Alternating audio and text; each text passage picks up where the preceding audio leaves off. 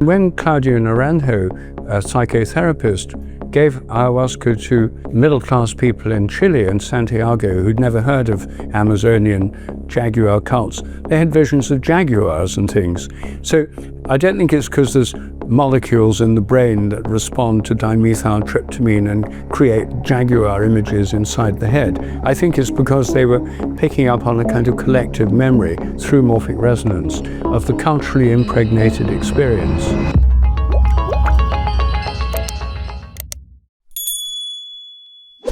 That brings us onto this interesting discussion that was had in the 1960s, and it's beginning to pick up again between contextualism and perennialism. And the argument very basically is there are certain thinkers, perennialists, the epitome of that's probably Aldous Huxley, perhaps William James as well, who argue that amongst all religions or all mystics amongst all religions and also amongst psychedelic experiences, there's one ultimate experience which transcends all culture and is the same. It's just the interpretation which differs. So I interpret it as Spinozism, you as Trinitarianism, someone else in another way perhaps. But ultimately the experience is the same.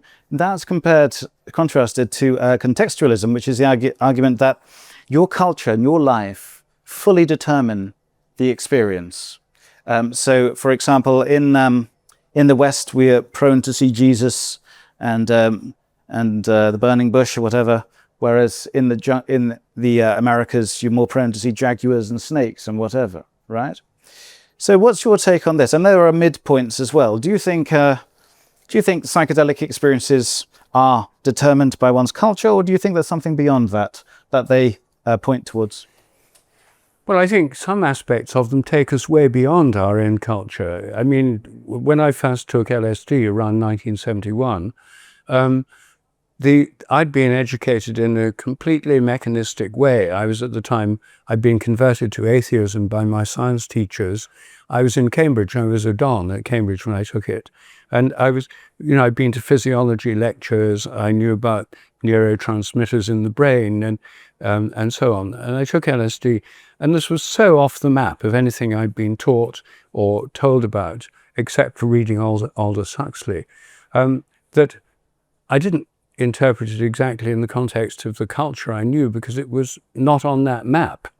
It's more on that map now, but there's an aspect of which takes us beyond the realms of cultural names and forms and so on.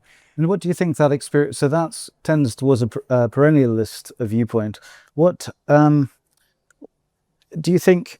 I mean, how would you distinguish between hallucinations? Because obviously some forms of psychedelic experience, more visual ones, are hallucinatory, and others are not. How do you think one could go about determining whether one's hallucinating or actually gaining access to some metaphysical realm beyond what's offered through materialism?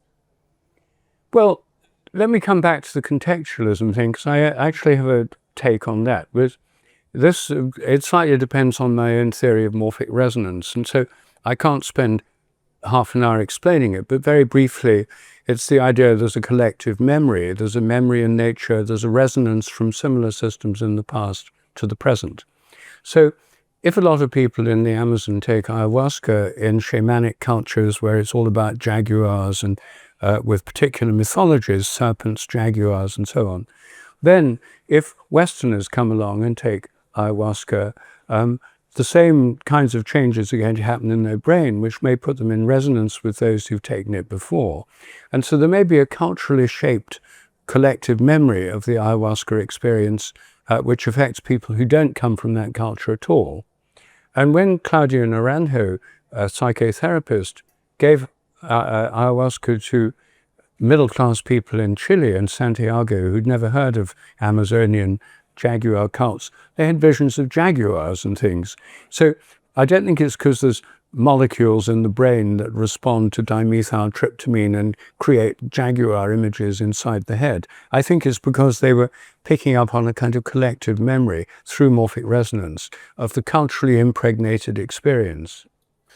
Okay, so you have a take on both sides. I mean, one aspect of the psychedelic experience which I find really mysterious, and I've got I mean, there are different arguments made for it, but I don't think any are compelling, is the common vision of Lilliputians, little people, elves, goblins, fairies, and whatever. And we see that in the West, you know, from before Terence McKenna and that lot, you know, in the beginning of the 20th century. We also see it, interestingly, in the Amerindian cosmologies, which use psychedelics on a regular basis, which is part and parcel of their cosmology. Now, I'm not going to ask you for an interpretation of that, but that seems a common view, which is hard to ascribe any veridicality to, any truth to. Well, what do you think? Well, it depends whether we think there is sort of autonomous entities in a kind of psychic space or imaginal realm. No, I got interested in this. I'm an empiricist at heart, and I got interested in this question in relation to dreams, because psychedelic experiences, a few people have had them, most people haven't, but everyone's had dreams. And in our dreams, we enter a realm where all sorts of improbable things happen. Dreams are hallucinatory and they're not really happening, and we're asleep in bed. So I think of psychedelic experiences as sort of exaggerating the dream state, and we enter it from the waking state. But in dreams, we encounter all sorts of people. You know, I meet people in my dreams, I talk to them. And so then the question is, what happens if lots of people have a cultural image? Does that get into their dreams? So I thought, well, what about Ganesh in India? Ganesh, the elephant-headed god, couldn't possibly have existed in the normal sense of the word. You know, unless there were elephant head transplants and stuff. It's very implausible. So Ganesh is a cultural image. He's on calendars. He's, you know, in statues, in temples, and in people's houses. We have a Ganesh in our own home in Hampstead. So he removes obstacles. He's almost all Indians, or certainly Hindus, see Ganesh images all their lives. So then I asked the question, does Ganesh appear in dreams? So I went online and I found that there were actually, in India, in English, Ganesh dream discussion groups. All these Indians discussing their Ganesh dreams. Ganesh appears in dreams and he has particular qualities. And he's obviously more than a personal hallucination, because he's a collective phenomenon. He's part of the collective imagination. And if he appears in dreams, he's meant to be a channel of the energy of the god Shiva.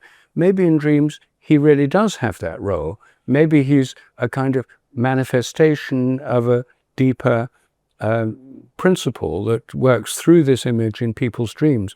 Then it wouldn't just be a kind of fancy hallucination in a particular person's mind. Some kind of Jungian archetype then that's manifesting through psychedelics. Let me move the discussion on from religion and metaphysics, say, to the modern day. So we're currently going through the so-called psychedelic renaissance, so-called. Why do you think psychedelics are becoming popular now in many fields once more? What do you ascribe to this renaissance? I think because they're opening up people's minds to this much larger realm of the mind, for exactly the same reasons that I've found them so liberating. And I think for many people, they're a kind of rite of passage out of a shrunken materialist worldview into a wider view of consciousness. So what do you make of current attempts to medicalize them, to turn them into medicines which can be patented and so on? Do you see this as in harmony with that metaphysical outlook, or somehow in competition? Well, I mean, people may try to turn them into medicines that are medicalized and patented, but the actual psychedelics aren't going to go away. I mean, magic mushrooms are going to go on growing in pastures in Wales and elsewhere, and people are still going to be able to pick them and take them for free. So I don't think, I mean, that's it's happening, but it's part of the modern world. But I think that what's interesting about it is that the curative effect of psychedelics for people with chronic depression and also for various addictions, the curative effect is not just the molecule affecting molecules in brains, it's the experience itself of this greater connection and unity, which is curative. It gives people a greater sense of meaning, connection, and that their mind's part of something greater.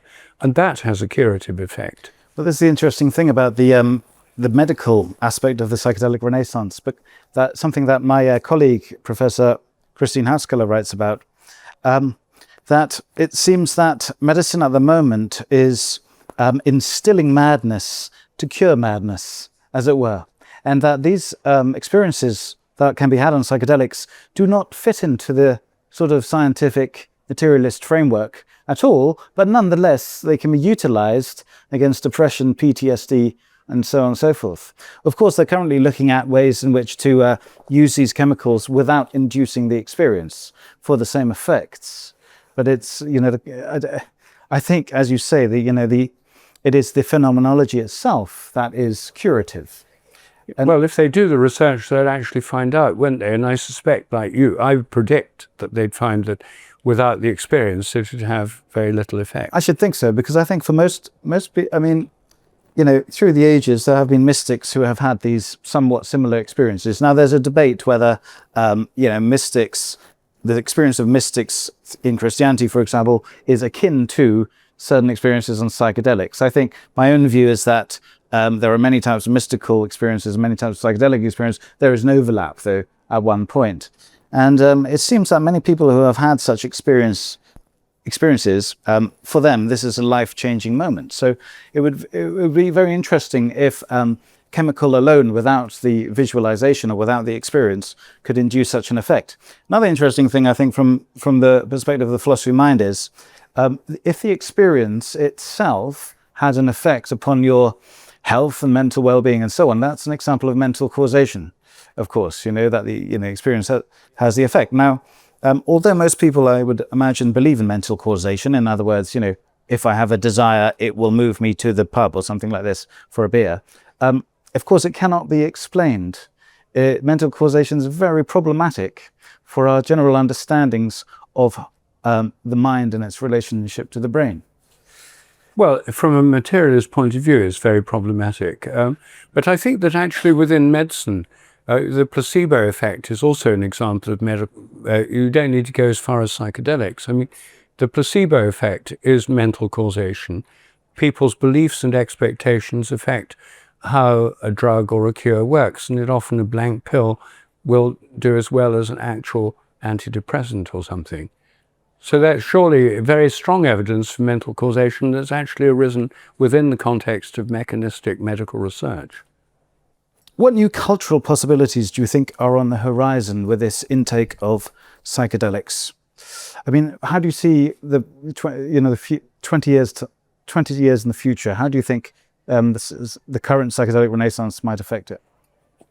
Well, it could be chaotic, of course, but I think it could be this therapeutic model that's developing, people running psychedelic retreats, like the British Psychedelic Society. You can go and do a legal mushroom trip in a weekend in a nice country place in Holland. They'll be doing this in Oregon soon. In the United States, people go to Peru for ayahuasca experiences. This is one model that's actually already with us, and I think is quite a good model. It means people take them with guidance and with someone who can help them interpret and integrate that experience.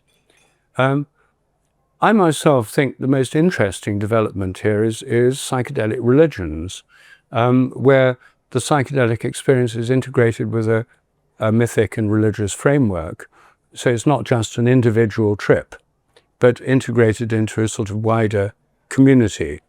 And I'm thinking, for example, of the Santo Daime Church in Brazil, where you have the psychedelic experience of ayahuasca as a kind of communion as part of their religion. Well, it seems that the latest science shows that psychedelics are not as dangerous as was propagated in the sort of mid to late 20th century. And if people accept that, of course, then I should see that such retreats will become popular. My own view is that I think there are two reasons two main reasons for the psychedelic renaissance. I think, first of all, it is medicalization, and the money, to be cynical, it is the money in that. I mean, you know, the market for depression is in the billions, and of course SSRIs are not patentable anymore. So with psychedelics as cures for depression, say, there is a lot of investment in it. And now there are more conferences on psychedelic investment than on psychedelic experience, it seems. However, I think there's another interesting aspect which you alluded to as well, which is Schopenhauer, who was an atheist. He said there's a metaphysical need in all of us.